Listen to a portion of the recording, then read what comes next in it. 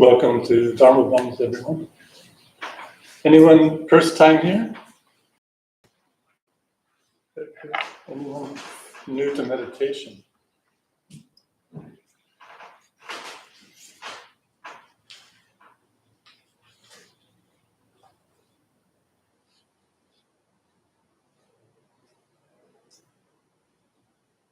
Any questions about your meditation practice or about Zen practice in particular?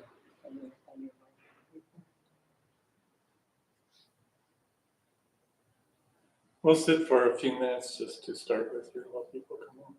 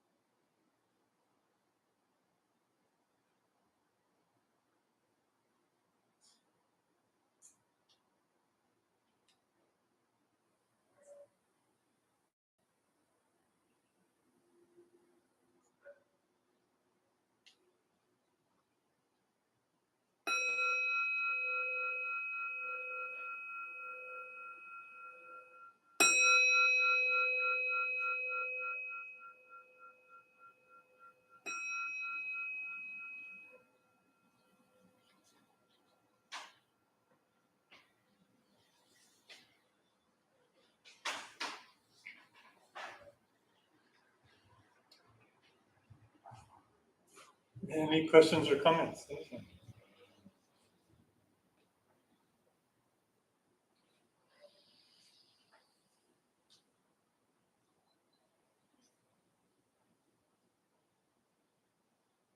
Everyone know how to? Yeah. Really? I have a question. Yeah. I'm reading a book by Ken Chodron called How to Meditate, and she says to keep your mouth open. Is that something? Keep your mouth open? Yeah. She really said that.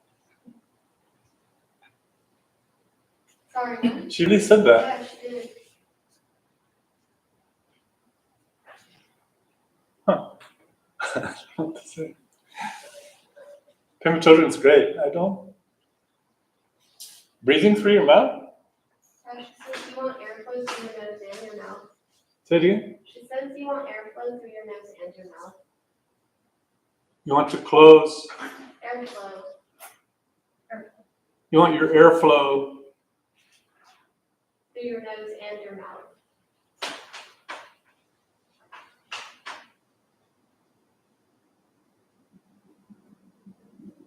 That's hard to do. At the same time? I don't know. Huh. That's really interesting. We have to send her a note, ask her.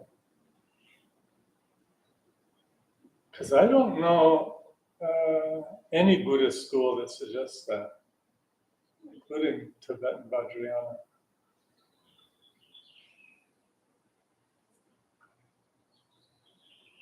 Has something to do for the length of the meditation. So,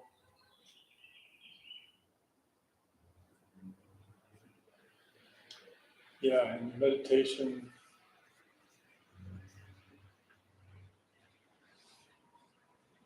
called the seven-pointed posture of Vairotsana Buddha, or a posture of emptiness. So it's the legs crossed ideally, but knees on the ground, spine straight, neck like a little bit like that, belly relaxed, tongue on the roof of the mouth closed, eyes gazing, tiny bit open. So if you were to hold your hands out, you're gazing, wiggle your fingers. I'm not looking at my hands, but I can see my hands moving. That's the basic posture, not just in Buddhism, but in many traditions.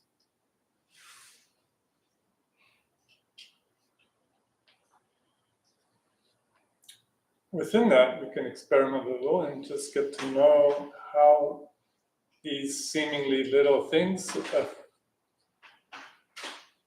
add support and enhance our meditation, or not, basically.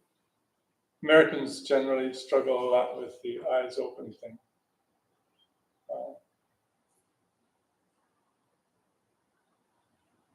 I don't know if it's a problem with, we have so much eye strain from our modern world with these things, which create problems. I think, though, it's a tendency to think that meditation is somewhere I go inside that's different than this place out here. I think mostly there's some kind of idea around closing eyes, I get to disappear into a nice, comfy world and be happy or something. So that's not meditation, quite honestly. It's shocking maybe to say that. Meditation is the whole thing.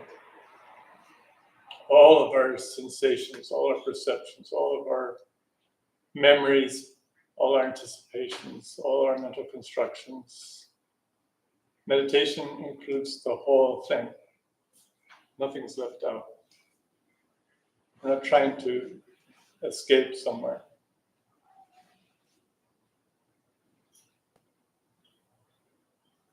We want to be able to meditate while we're crossing the street, and having one's eyes open is very useful. right?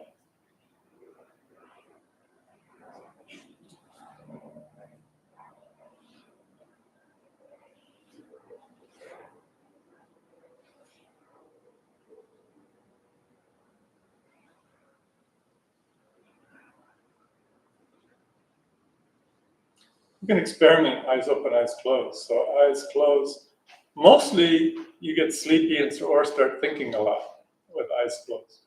You can experiment, but I don't know anyone that isn't true with in some way. It pushes things in that direction. Eyes a tiny bit open. Best also to be gazing at a very plain view. You know? In Soto Zen, they face the wall, so you're just gazing at the wall. It's one solid color.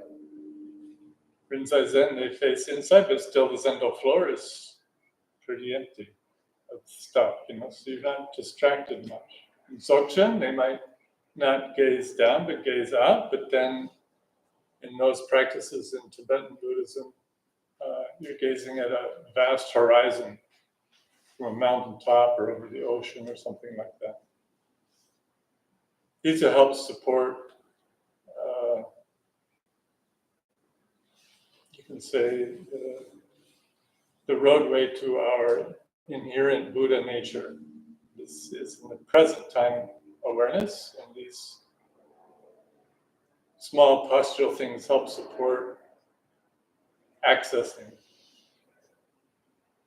that, you know, surfing the present time moment, not getting caught in what comes up. If we try and close our eyes to try and go somewhere to kind of escape what we think is catching us, then we're just separating. This is a dualistic idea.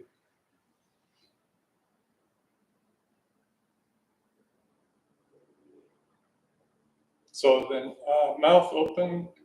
One can do the following, though, at the beginning of meditation, which can be useful, is inhale normally through one's nose, but then exhale through one's mouth.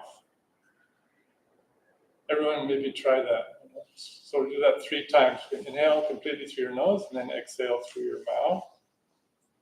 Very slow exhale, not forcing it. Inhale.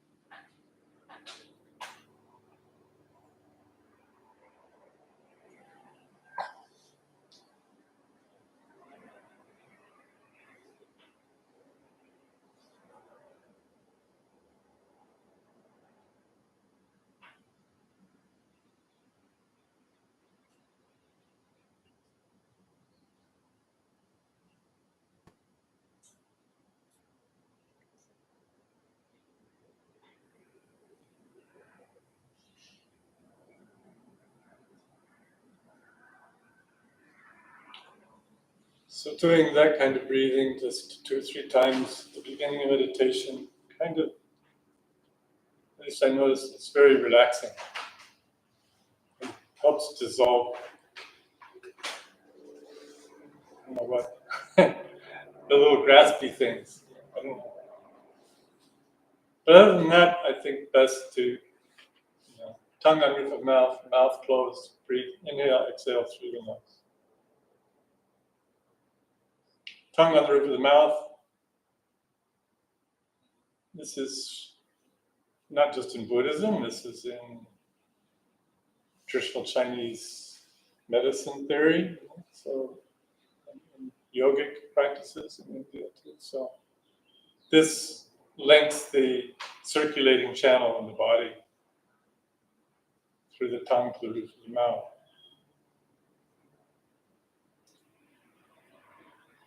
All that energy we spend every day doing what I'm doing now is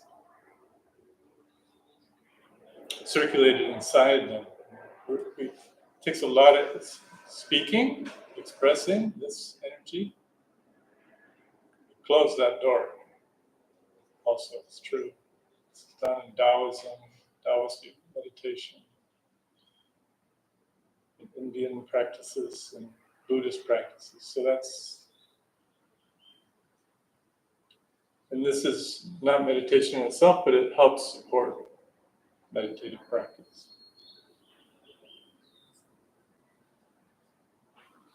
You really notice it, the benefit of that. I encourage, after on a week-long retreat when one hasn't had to talk at all, what a nice thing that is. At least that's what to not have to say a word for a week. Quite wonderful. Try it sometime. On retreat, by yourselves, it's difficult.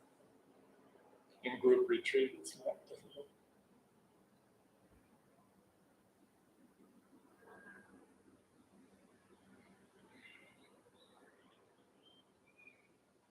You have to send payment children an email.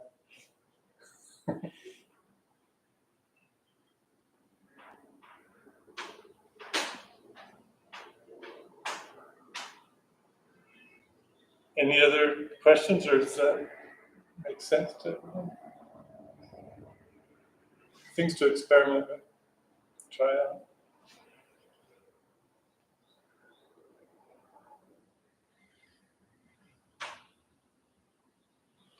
Sometimes it's said, just sit comfortably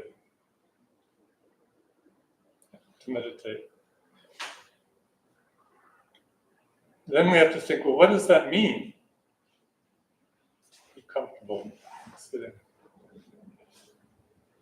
Well, nice comfy couch, lie down, nice cushy pillow, lie down, it's like, fall asleep. That won't work.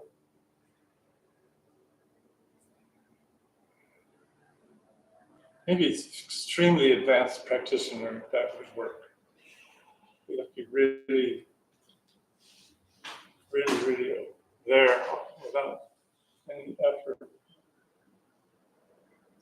So actually, this posture, it sounds like, that's artificial or that takes a lot. But really, it was designed because it's the most effortless posture.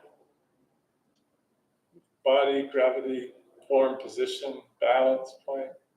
It's very, the most optimal posture with the most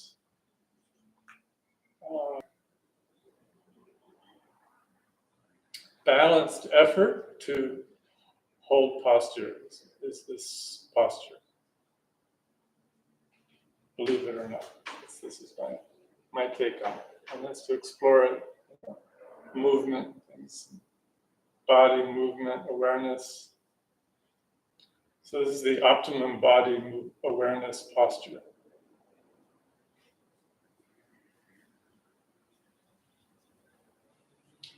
Hands, what to do with the hands, it's like meditating. Well, they should at least be equal, very minimum.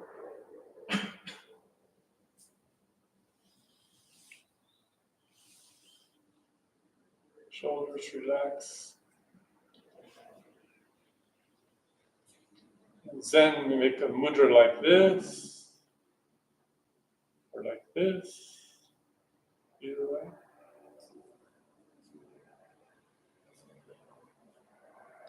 This is to enhance breathing from this center of the body, the hara or tanden or dantian. Deep breathing, So when we inhale, breath comes up a little bit. Then when we exhale, we're not caving in as in most habitual breathing. When we exhale, the belly is actually coming out a little bit. I'm exaggerating now to try and show you. It takes a little while to get the hang of this. This is also in Tibetan Vajrayana Buddhism called small vase breathing. This is the basis in Zen. It's this rooted practice.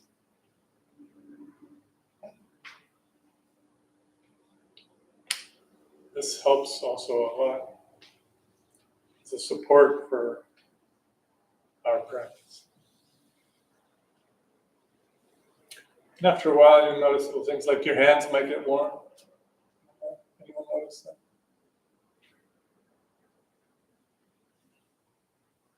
Mine get hot, just I'm not very hot. You know, but my hands already are warm.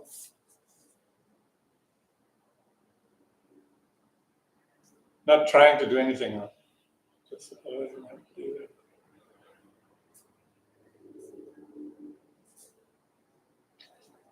One they described like everything's very relaxed. You know, it looks like we're sitting stiff, but everything's very relaxed.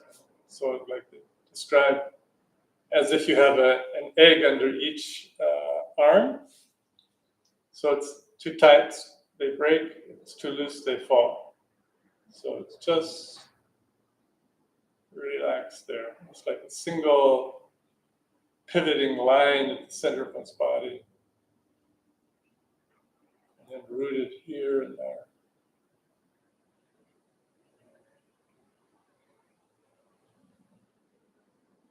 Tanden.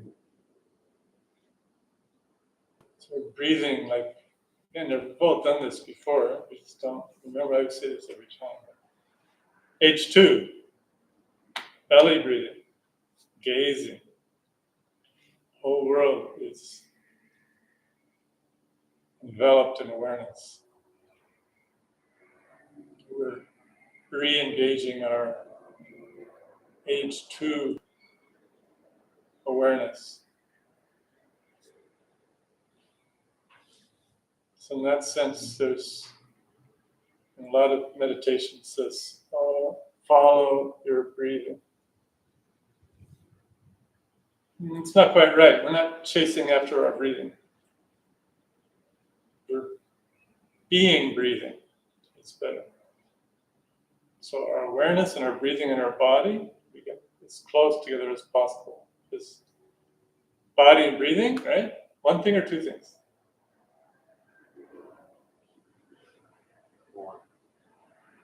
Yeah. So we say follow breathing. Well, you can't just follow breathing. It's not separate from body.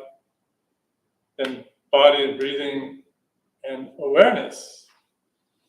One thing, two things, or three things. I think it's a little more interesting. Awareness, body, breathing, we want to get, they're like seamless, as close to seamless as possible. So we are being breathed at that point. This I, one with body breathing, is being breathed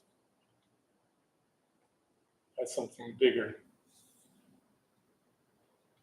So then we get little tiny tastes of what Zen they might call the unborn mind or Buddha nature or essential nature. So we'll sit for a few minutes.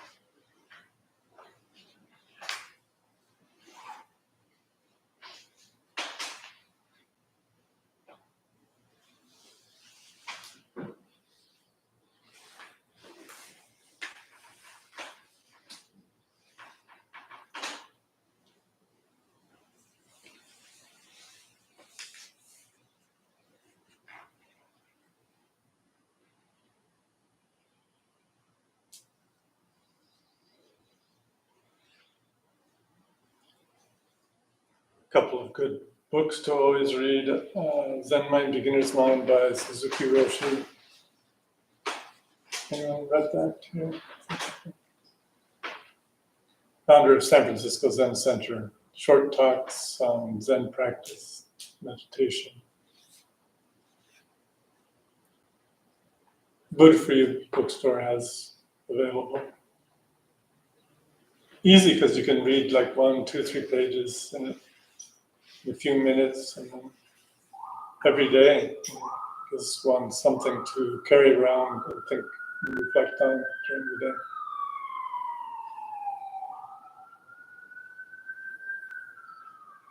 There's so many books, but on Buddhism and on Zen now. But a book like Zen Mind, Beginner's Mind is a book one can be read over and over again.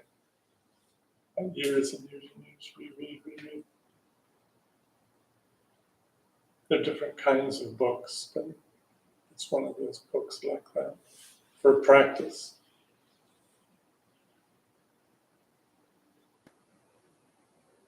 Recent book is by American Zen teacher Medo Roshi, who trained in Japan.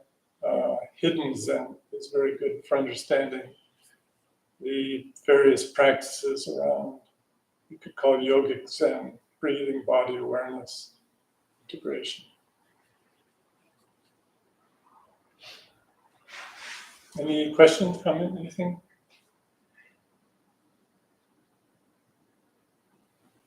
Must be something. Yeah. I generally meditate eyes closed and try eyes open. I might have had slightly fewer racing thoughts with eyes open. Counting? No. Yeah, it may not even be that there's more or less, but if eyes are slightly open, it's perhaps less effort to allow a more spacious awareness to arise. We're not trying to, again, Zen meditation, I mean, there are meditative traditions that want to leave the physical world and go away from it somewhere else, right? Not so much in Buddhism, but other traditions. This is not Zen meditation. Zen meditation is based on this very radical notion in Mahayana Buddhism that the ultimate reality, nirvana, and cyclic existence or samsara aren't two things. It's the same thing. Samsara is just misperceived. This is the heart of Mahayana Buddhism. Very radical notion. Very wonderful notion. It's our obscurations and our resistance in this idea of a separate identity that gives us the perception that this relative world is the world of suffering.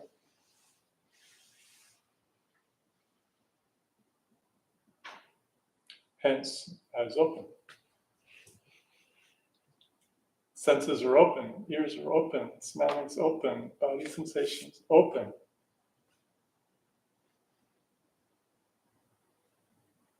Nothing, neither jumping into things nor resisting. Something arises in the moment, gone. Thoughts, feelings, sounds, the helicopter, the car, being sad, happy, angry, comes, goes. And there's something much bigger happening. Chuang Rinpoche calls this present time awareness is the highway to the pristine mind, or the Buddha nature, or the unborn mind. So we get a little tiny feeling of that sitting. There's something kind of more essential than all these phenomena, but includes it as well.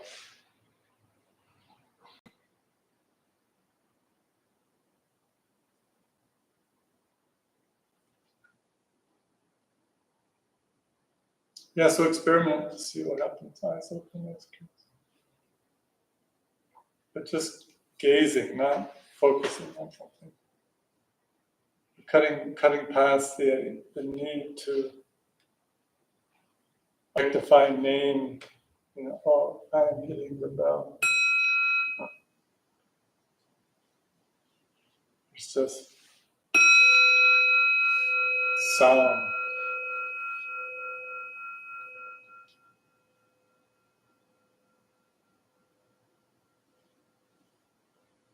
It's the pure experience. So the self and the object, the sound, merge. Moment, and you see it. Oh, the bell's ringing. Nice sound.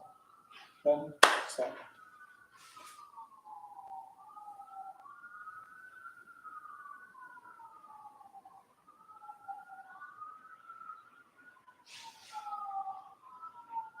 Thank you, everyone.